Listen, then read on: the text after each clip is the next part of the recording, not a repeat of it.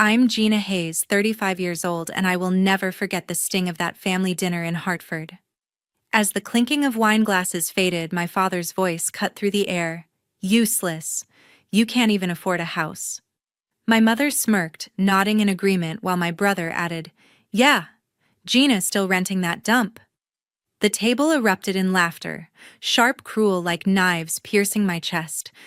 I sat there, my heart pounding, their words searing into me. But I didn't snap. I didn't cry. Instead, I smiled cold and quiet, stood up and said, Enjoy your dinner. Then I walked out into the night, leaving behind their mocking voices. What they didn't know was that from that moment on, everything was about to change. A month later, when I came back, their laughter wouldn't sound the same again. If you were in my shoes that night, would you have walked away quietly or fought back? Share your thoughts in the comments. I slumped onto my couch, the silence of my Hartford apartment deafening after last night's venom. My mind drifted back to the sacrifices I'd made for my family, the ones they never acknowledged. 10 years ago, I was 25, fresh out of college, with a finance degree, dreaming of grad school at Yale. But Dad's retail business, a chain of appliance stores, was drowning in debt. They begged me to help. I drained $60,000 from my savings, every cent I'd scraped together from internships and side gigs to keep their company afloat. I gave up Yale, settling for a local job as a financial analyst. They promised to pay me back, but the money never came. Instead, they bought a new SUV and threw lavish parties at their office building, acting like I owed them. Worse, I remembered the sting of betrayal 3 years later. I'd been saving again, planning to invest in a startup idea, a budgeting app for small businesses. I shared the idea with my brother Jonathan, thinking he'd support me. Then I noticed $15,000 missing from my savings account. My bank traced the transfer to Jonathan's account. When I confronted him, he shrugged, saying he needed it for his own startup, a flashy tech venture that tanked in 6 months. I went to Mom and Dad expecting outrage. Instead, Mom said, "He's your brother Gina. Let it go." Dad just nodded, dismissing me like I was overreacting. They'd always favored Jonathan, their golden boy, while I was the invisible one scraping by to clean up their messes. Last night's dinner wasn't the first time they'd hurt me. It was just the loudest. Sitting there, I felt the weight of years of being overlooked, my sacrifices thrown back in my face. I grabbed my phone and dialed Timothy, my boyfriend of 2 years. His voice was steady, grounding me as I poured out the pain: Jonathan's theft, my parents' betrayal, the way they'd laughed at me. "They think I'm nothing," I said, my voice cracking. "But I'm done being their doormat." Timothy listened, then said, "Gina, you're smarter than they know. What's your next move?" His words lit a spark. I wasn't just going to sit here and take it. I needed to know how deep their lies went, how much they were hiding behind their smug facades. I paced my living room, the anger turning into resolve. Their retail business had always been shaky, fancy storefronts masking bad decisions. I'd heard whispers from old coworkers about unpaid suppliers, missed loan payments. If they were in trouble again, I could use it. I could hit them where it hurt most, their precious building, their symbol of success. I didn't know how yet, but I'd find a way to make them regret every word. My hands shook as I thought about Jonathan's smug grin, Mom's dismissive tone, Dad's arrogance. They'd built their lives on my sacrifices, then mocked me for it. No more. I dialed Pamela Gray's number, my fingers steady despite the fire in my chest. Pamela Gray, an old college friend, worked at a Hartford bank and always had a knack for digging up financial dirt. After a quick catch-up, I got to the point. "Pamela, I need a favor. Can you check on my parents' business? Their retail chain, Hayes Appliances. I think they're hiding something." She promised to look into it and call me back. 2 days later, my phone buzzed while I was crunching numbers at my desk. Pamela's voice was low, urgent. "Gina, it's bad. Your parents took out a $200,000 loan 5 years ago, secured by their office building. It's worth $4 million, but they've missed payments for months. The bank's ready to foreclose." I leaned back, processing. The building on Main Street wasn't just their workplace, it was their home, their pride, the heart of their so-called legacy.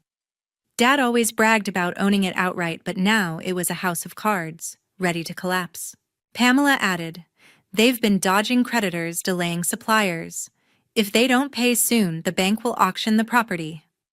My mind raced. This was the leverage I needed.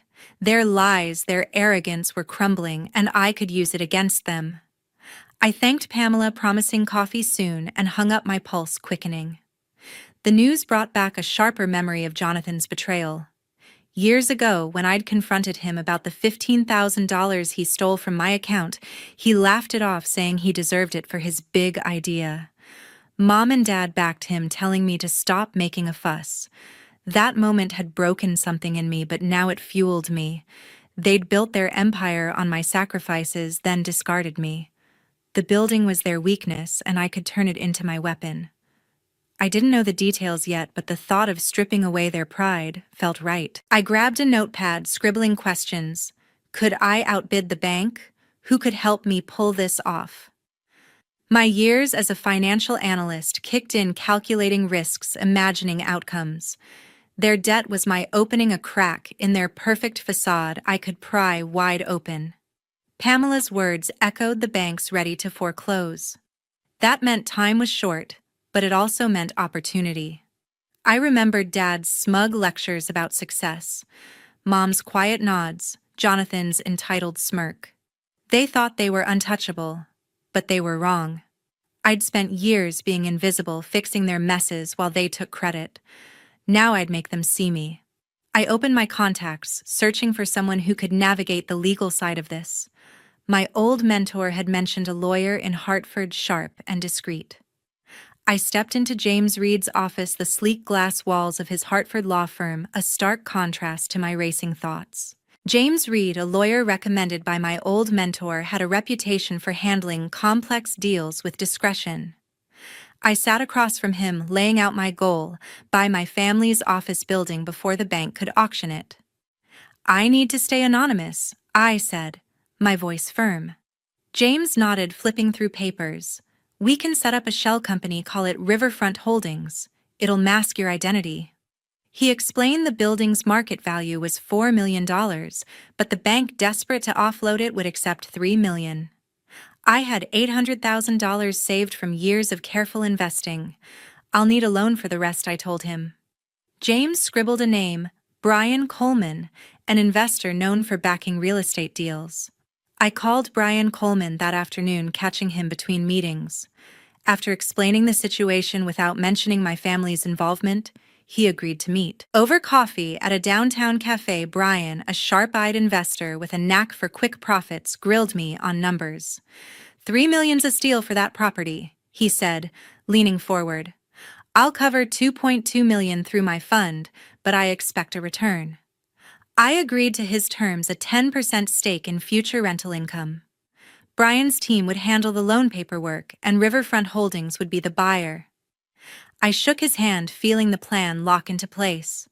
Back at James's office, I signed the preliminary contract, my signature steady as Riverfront Holdings took shape. The bank accepted the offer that same day, unaware I was behind it. Driving home, I took a detour past the office building on Main Street. Its lights blazed, music spilling out.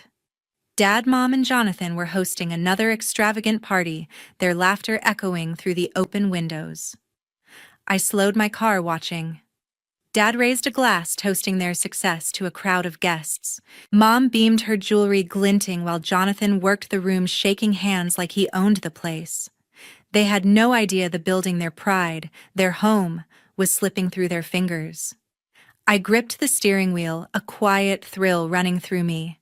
They'd mocked me, dismissed me, but now I held the power. The contract was in motion, and their world was about to crack. I pulled away, my mind sharp with purpose. Their party was a façade, a desperate show to keep up appearances while their debts piled up. I'd spent years being invisible, fixing their mistakes. But now I was rewriting the rules. The building would be mine, and they'd face the consequences of their arrogance. My phone pinged as I parked at my apartment. An email from James Reed confirmed the deal was nearly finalized with closing set for next week. Just days after the deal was sealed, I struck my first blow. I mailed the lease amendment through Riverfront Holdings, doubling the rent on my family's office building from $3,000 to $6,000 a month. Days later, my apartment buzzer screeched, pulling me from my morning coffee. I opened the door to find Dad, Mom, and Jonathan standing there, faces twisted with fury. Dad shoved a crumpled copy of the lease notice in my face. "You're behind this, aren't you?" he bellowed, his voice shaking the small hallway. Mom crossed her arms, glaring. "Only you'd be this petty, Gina." Jonathan stepped forward, pointing. "You're so selfish, sabotaging our business?" I leaned against the doorframe, keeping my expression neutral. Their accusations didn't surprise me, they'd always assumed the worst of me, but I wasn't ready to reveal my hand. I invited them in my voice, calm. "Sit down and explain." Dad paced my cramped living room, ranting about the new rent being impossible to pay. "We're already stretched thin," he snapped. Mom chimed in, her tone sharp. "You know we're struggling. Why won't you help us?" I raised an eyebrow. "Help? Like when I bailed out your business before?" Jonathan scoffed, rolling his eyes. "That was years ago. Get over it." His dismissal lit a spark in me. I leaned forward, staring him down. "Like I should get over the $15,000 you stole from my account." The room went quiet. Mom's eyes darted away, and Dad's jaw tightened. They knew what Jonathan had done, but they'd never admitted it. I stood, my voice steady. "I'm not your bank anymore. Figure it out yourselves." Dad's face reddened. "You're an ungrateful brat," he shouted. Mom tried a softer tack, her voice trembling. "Gina, we're family. Please." I shook my head, pointing to the door. "Leave. Now." They stormed out, Jonathan muttering threats under his breath. Hours later, my phone lit up with notifications. Jonathan had posted on Facebook a scathing rant calling me an ungrateful sister who turned her back on family. Mom shared it, adding, "Some people forget where they came from." Dad piled on, labeling me selfish and spiteful. Their friends chimed in, flooding the comments with insults. I scrolled through, my stomach tight, but my resolve firm. They thought they could shame me into submission, but they were wrong. Their public attack only sharpened my focus. I'd spent years swallowing their disrespect, but now I held the upper hand. The building was mine, and they'd soon learn what that meant. Their posts were a desperate move, a last-ditch effort to paint me as the villain. But I wasn't playing their game anymore. I shut my phone off, my mind already on the next step. Their company's grand reopening was days away, a splashy event to impress investors. I'd be there, ready to turn their world upside down. I pulled out my black dress, laying it out for the party. And then the fateful night finally arrived. I walked into the grand reopening of my family's retail business, my heels clicking on the polished floor of their Main Street office building. The room buzzed with investors, local business owners, and city officials, all gathered to celebrate Hayes Appliances' supposed comeback.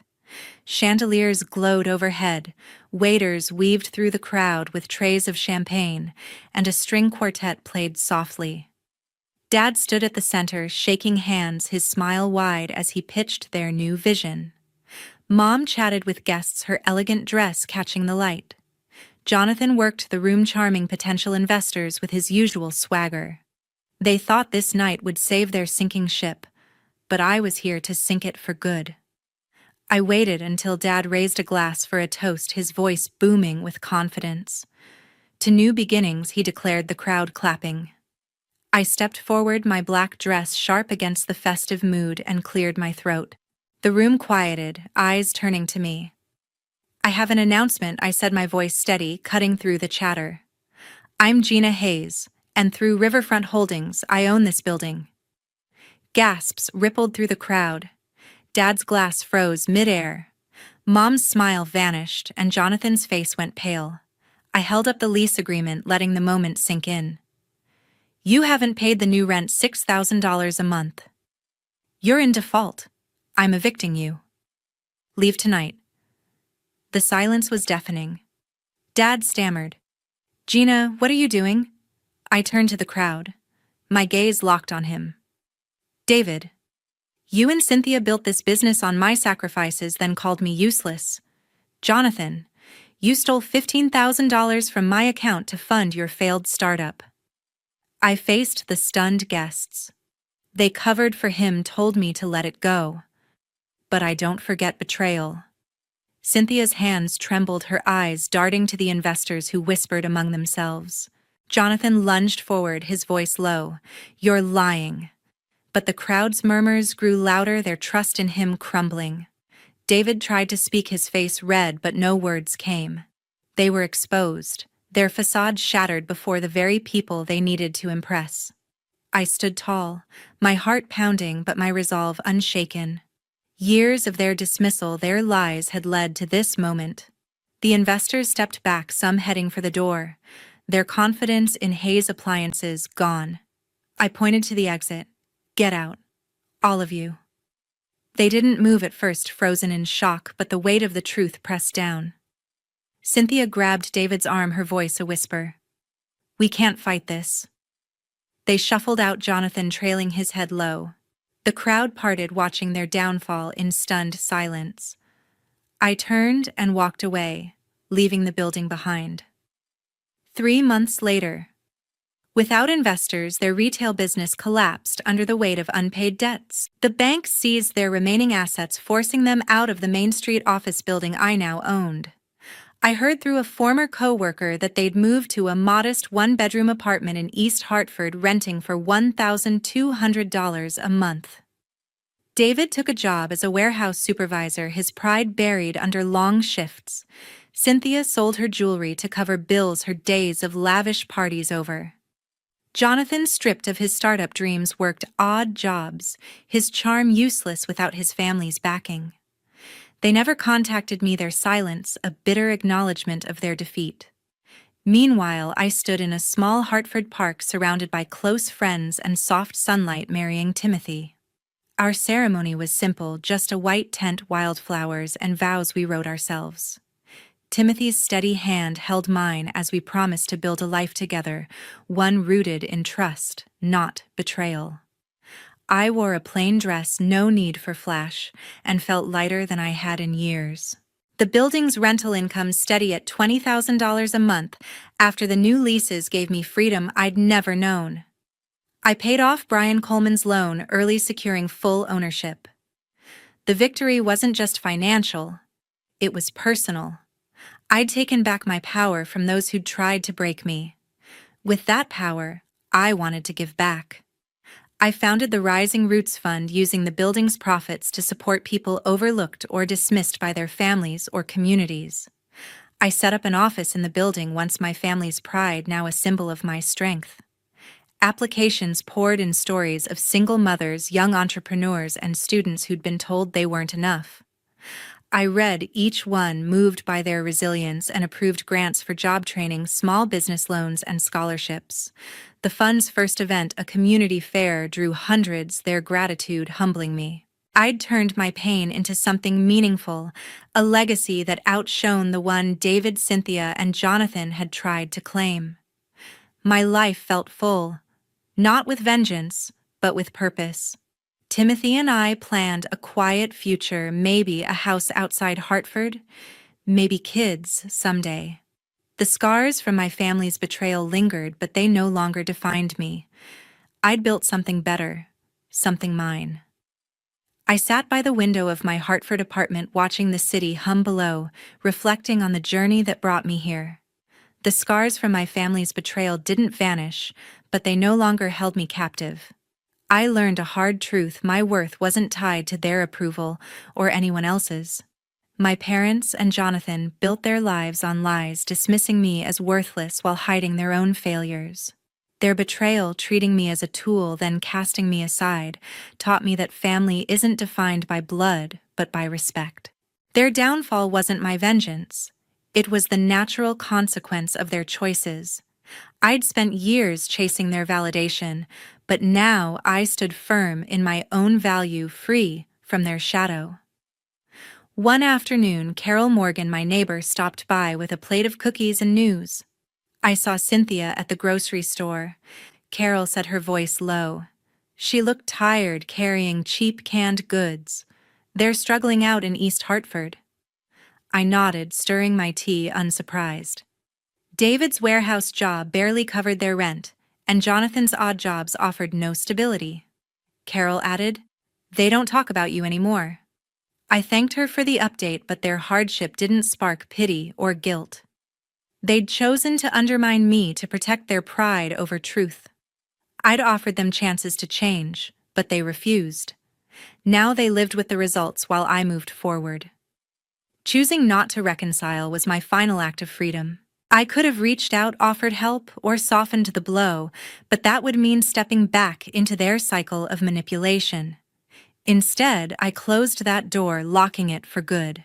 My life with Timothy, my work with the Rising Roots Fund, and the community I'd built were enough. I didn't need their apologies or their presence to feel whole. The pain they caused had forged me, not broken me. I'd turned their dismissal into strength, their betrayal into purpose. My story wasn't about revenge, it was about reclaiming myself. To everyone listening, I want to say thank you. Your support, your stories have reminded me I'm not alone. If you're out there feeling small or overlooked, know this. Your worth isn't defined by those who can't see it. Stand up, hold fast, and build your own path. You are enough. I learned that the hard way, but I'm stronger for it. So are you. "We need fresh blood and lower salaries," Allison said, her voice cutting through the morning air like a blade. "You're too senior for our budget. Pack up today." I sat there in the sterile conference room at Eastridge Medical Logistics, watching my new manager deliver what felt like a death sentence to my career. The fluorescent lights buzzed overhead, casting harsh shadows across her perfectly manicured nails as she tapped them against the mahogany table. 22 years of dedication, of late nights and weekend emergencies, of being the person everyone called when things went wrong, reduced to a budget line item. My name is Teresa Dalton, and at 59 years old, I had just been told I was too expensive to keep around. The irony wasn't lost on me. For over 2 decades, I had been the steady heartbeat of this company's operations department here in Phoenix, Arizona. I was the one who trained half the staff, the one who navigated 5 different leadership changes, the one who kept the wheels turning when crisis after crisis threatened to derail our medical supply operations. But Allison Brandt, fresh out of her MBA program with her crisp blazers and color-coded spreadsheets, saw me as nothing more than an outdated expense. She had been with us for exactly 3 months, long enough to scrutinize payroll, but not long enough to understand that some things couldn't be measured in quarterly reports. "I completely understand the business decision," I said, forcing a smile that I hoped looked genuine. The words tasted bitter in my mouth, but I wasn't about to give her the satisfaction of seeing me break. Allison blinked, clearly surprised by my calm response. She had probably expected tears, maybe even begging. Instead, I stood up slowly, smoothed down my navy cardigan, and gathered the few personal items I kept in the conference room. My favorite pen, a small succulent that had somehow thrived under the artificial lights. "I'll have my desk cleared by the end of the day," I continued, my voice steady. "I assume human resources will handle the paperwork?" She nodded, still looking bewildered by my composure. "Yes, of course. Teresa, I want you to know this isn't personal. It's just business," I finished for her. "I understand completely." As I walked out of that conference room, I felt something shift inside me. Not defeat. Something else entirely. Something that felt suspiciously like anticipation. Because what Allison didn't know, what she couldn't have known despite all her spreadsheets and analysis, was that I had been preparing for this moment for months. The writing had been on the wall since the day she arrived, questioning every process, every procedure, every person who had been there longer than her morning latte. I had seen this coming from miles away. Walking back to my desk felt surreal. like moving through a dream where everything looked familiar but somehow different. The operations floor buzzed with its usual controlled chaos. Phones ringing, keyboards clicking, the steady hum of people managing the intricate dance of medical supply logistics that kept hospitals across 3 states running smoothly. Jennifer Martinez looked up from her computer as I passed, her dark eyes immediately concerned. She had been one of my first hires 8 years ago, straight out of college with a degree in supply chain management and more enthusiasm than experience. Now she managed our largest accounts with the kind of precision I had taught her. "Teresa, how did the meeting go?" she asked, though something in my expression must have already given her the answer. I paused at her desk, choosing my words carefully. The last thing I wanted was to create panic or badmouth the company that had been my professional home for over 2 decades. "I'll be leaving Eastridge," I said simply. "Today, actually." The color drained from Jennifer's face. "What? But why? You're the backbone of this place." Before I could respond, David Chen from the inventory management team appeared at my shoulder. Word traveled fast in our tight-knit department. "Is it true? Are you really leaving?" Soon, a small crowd had gathered around my desk. These were people I had hired, trained, mentored through their careers. I had attended their weddings, celebrated their promotions, helped them navigate difficult clients and impossible deadlines. They weren't just colleagues, they were family. "It's a business decision," I explained, echoing Allison's words while carefully packing my personal belongings into a cardboard box. My desk had accumulated quite a collection over the years. Photos of my nephew's graduation, a small cactus garden that had somehow flourished under my care, awards for customer service excellence, thank you cards from grateful clients. Michael Torres, who managed our pharmaceutical logistics, shook his head in disbelief. "This is insane. You know more about medical supply chains than anyone in the industry. Who's going to handle the Morrison account, or deal with the regulatory compliance updates?" That was the question, wasn't it? I had built so many of our processes from the ground up, developed relationships with suppliers and clients that took years to cultivate. My institutional knowledge was vast and, until today, I had assumed it was valued. "You'll all figure it out," I said, though privately I wondered how Allison planned to replace 22 years of experience with fresh blood and lower salaries. "You're all incredibly capable." As I sealed the box with tape, I caught sight of Allison watching from her office window. She had that look managers get when they're second-guessing a major decision, but are too proud to admit it. For just a moment I felt sorry for her. She had no idea what she was about to lose, what kind of chaos was heading her way. But that sympathy faded quickly. This was her choice, her strategy. Now she would have to live with the consequences. The elevator ride down to the parking garage felt like the longest 2 minutes of my life. 22 years of memories flashed through my mind. My first day when the company occupied just 2 floors of this building.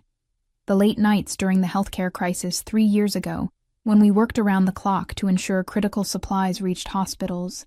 The celebrations when we landed major contracts that everyone said were impossible to win. I had given this company the best years of my career, and now I was leaving with nothing but a cardboard box and a severance package that would barely cover 3 months of expenses. But as I loaded the box into my silver Honda Civic, I couldn't help but smile. Because what Allison didn't know, what she couldn't possibly know, was that I hadn't spent the last year sitting idle, waiting for the axe to fall. 6 months ago, I had been approached by former colleagues who had left Eastridge to start their own medical logistics company in Denver. Innovacare Solutions was small, but growing rapidly, and they needed someone with deep industry experience to help them scale their operations. They had been persistent in their courtship, offering me consulting work that I had been doing quietly on weekends and evenings. The founders, Patricia Wong and James Rodriguez, were brilliant minds who understood that in medical logistics, relationships and experience mattered more than cost-cutting and fresh blood. They had been waiting patiently for me to be ready to make the jump, And just last week they had closed a significant funding round that would allow them to offer me something Eastridge never could. A true partnership in building something revolutionary. My phone buzzed as I sat in my car in the parking garage. A text from Patricia. "How did it go? Are you ready to change the industry?" I typed back quickly, "Let's do this." Within an hour of leaving Eastridge for the last time, I was on a video call with Patricia and James, officially accepting their offer to become Chief Operating Officer of Innovacare Solutions. The title alone was worth more than the salary Allison had deemed too expensive. But more importantly, I would have equity in a company that valued innovation over budget cuts. That evening, as I sat in my apartment reviewing the employment contract that would change my life, I thought about Allison's confident proclamation about fresh blood and lower salaries. She believed that experience was just overhead, that institutional knowledge was replaceable with enthusiasm and lower paychecks. She was about to learn how wrong she was. The industry was smaller than most people realized. Word traveled fast when someone with my reputation made a move. By tomorrow morning, the news would start spreading through the networks I had spent decades building. And once the official announcement hit the trade publications next week, everyone would know that Teresa Dalton wasn't retiring or fading away. I was just getting started. The next 2 weeks passed in a whirlwind of activity that felt more energizing than any vacation I had taken in years. While Allison was presumably congratulating herself on cutting costs, I was busy building something that would shake the foundations of our industry. My first week at Innovacare Solutions felt like coming home to a family I hadn't known I was missing. The Denver headquarters buzzed with the kind of energy that only exists in companies where every person believes they're changing the world. Patricia and James had assembled a team of brilliant minds who were tired of the bureaucracy and stagnation that plagued larger firms. "Teresa, we need your opinion on the Morrison contract approach," Patricia said during my second day, sliding a proposal across the conference table. Morrison Medical was one of the largest hospital networks in the Southwest, and, coincidentally, one of Eastridge's most profitable accounts. I studied the proposal, recognizing immediately that Patricia had done her homework. This wasn't just about undercutting prices. It was about offering a level of service and innovation that established companies like Eastridge simply couldn't match with their bloated overhead and outdated systems. "This is good," I said, making notes in the margins. But Morrison's purchasing manager, Helen Foster, values personal relationships above everything else. I've worked with her for 12 years. She's been frustrated with Eastridge's slow response times lately. James leaned forward, interested. "What would it take to get a meeting?" I pulled out my phone and scrolled through my contacts, a database of relationships built over 2 decades that was worth more than any salary Allison could have paid me. "Give me an hour." By the end of that hour, I had secured a meeting with Helen for the following week. Not only that, but 2 other major accounts had agreed to preliminary discussions after hearing I had joined Innovacare. Word was already spreading through the industry network that something interesting was happening in Denver. Meanwhile, back in Phoenix, things weren't going quite as smoothly as Allison had anticipated. Jennifer had called me 3 times with questions about processes that weren't documented anywhere but in my head. The pharmaceutical compliance audit that I usually handled was approaching, and nobody seemed to know where to start. "Teresa, I hate to bother you," Jennifer said during our latest call, "but the FDA inspector is coming next week, and Allison is asking about the Henderson Protocol. I've never heard of it." The Henderson Protocol was something I had developed 5 years ago after a near disaster with temperature-sensitive medications. It wasn't written down anywhere because it was more of an approach than a rigid procedure. The kind of institutional knowledge that took years to develop and couldn't be replaced by fresh blood and enthusiasm. "It's not in any manual," I explained patiently. "It's about reading the inspector's priorities and adjusting your presentation accordingly. Tell Allison she might want to postpone the audit until she has a better handle on compliance procedures." What I didn't mention was that postponing an FDA audit was incredibly difficult and made companies look incompetent. But that wasn't my problem anymore. The irony of these calls wasn't lost on me. Allison had eliminated my position to save money, but now she was essentially getting free consulting from me because I cared too much about the people I had left behind to let them fail. That consideration was about to end.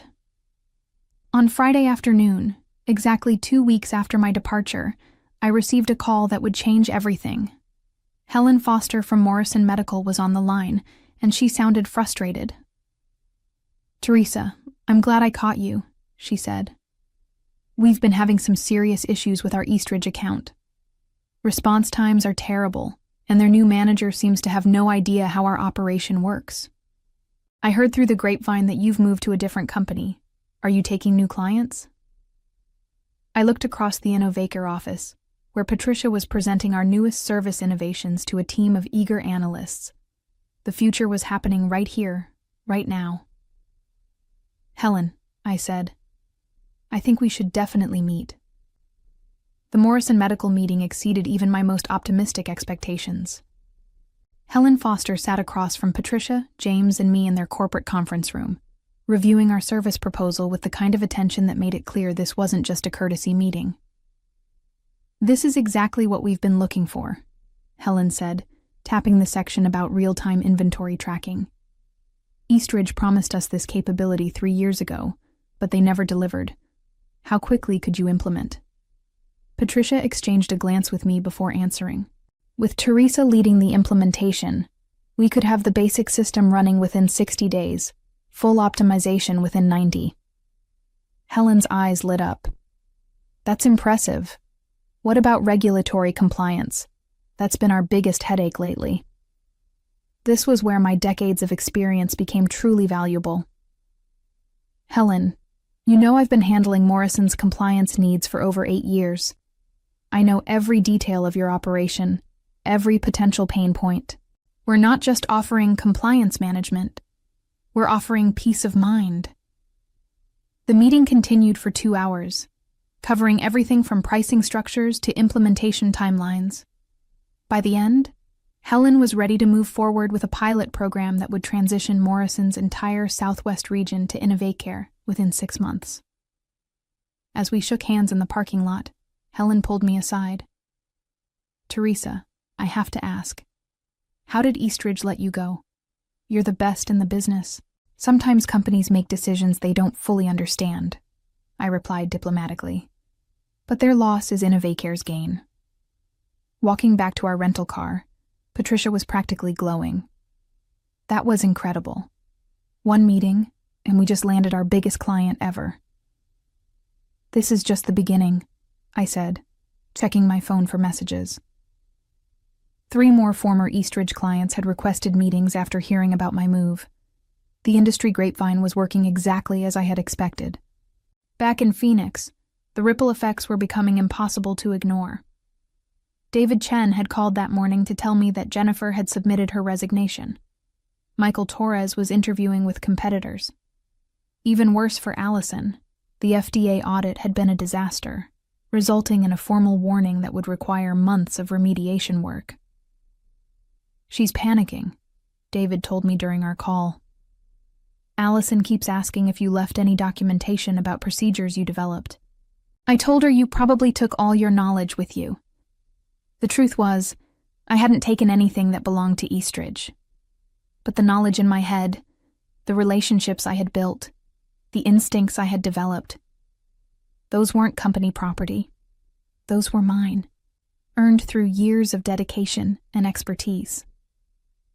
That afternoon, James gathered the Innovacare team for our weekly strategy meeting. The energy in the room was electric as we reviewed our expanding client pipeline and discussed hiring plans to handle our rapid growth. "Thanks to Teresa's industry connections," James announced, "we're looking at a 300% revenue increase over the next quarter. We're going to need to expand the team significantly."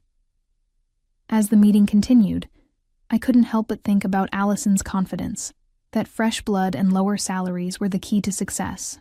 She had been so focused on cutting costs that she had forgotten the fundamental truth of the service industry. Relationships and expertise were irreplaceable. My phone buzzed with a text from an unknown number. When I opened it, I saw it was from Robert Kim, one of Eastridge's biggest pharmaceutical clients, Heard you made a move. Interested in discussing our account. When can we talk? I showed the message to Patricia, who grinned widely. Should I start drafting another contract? Better make it 2, I said, scrolling through 3 more similar messages that had just arrived. This is going to be a busy week. By the end of my 3rd week at InnovaCare, the transformation was complete, not just for me, but for the entire competitive landscape of medical logistics in the Southwest. What had started as Allison's cost-cutting measure had turned into an industry-wide shift that nobody could have predicted. The official press release went out on a Tuesday morning. Fast-rising medical startup announces veteran COO Teresa Dalton launches aggressive talent acquisition initiative. Patricia had worked with a public relations firm to ensure the announcement reached every major trade publication and industry newsletter simultaneously. The response was immediate and overwhelming. Within hours, my LinkedIn profile had been viewed over 1,000 times. Former colleagues, clients, and competitors reached out with congratulations, questions, and thinly veiled inquiries about job opportunities. The medical logistics community was small and interconnected, and news like this traveled fast. But the most satisfying response came from an unexpected source. Jennifer called me just after lunch, her voice excited in a way I hadn't heard since her early days at Eastridge. Teresa, you're not going to believe this, she said. Allison just came out of an emergency meeting with the executive team. She looked like she'd seen a ghost.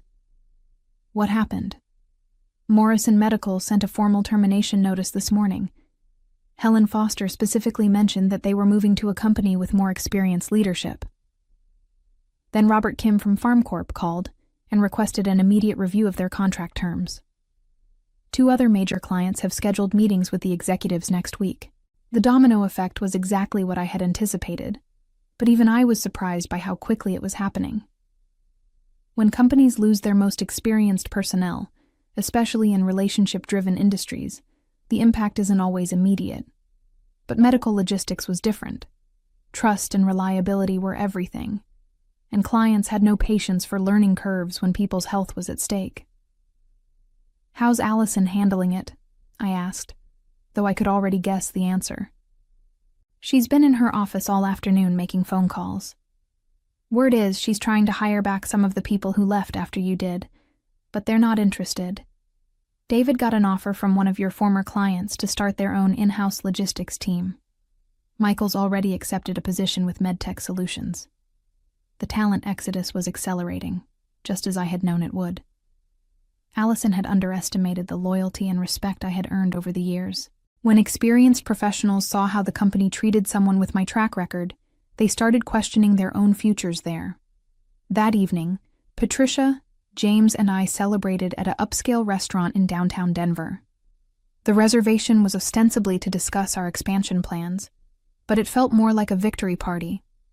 To Teresa, Patricia raised her glass of wine, for showing us that experience and expertise aren't just line items on a budget, they're the foundation of everything we do.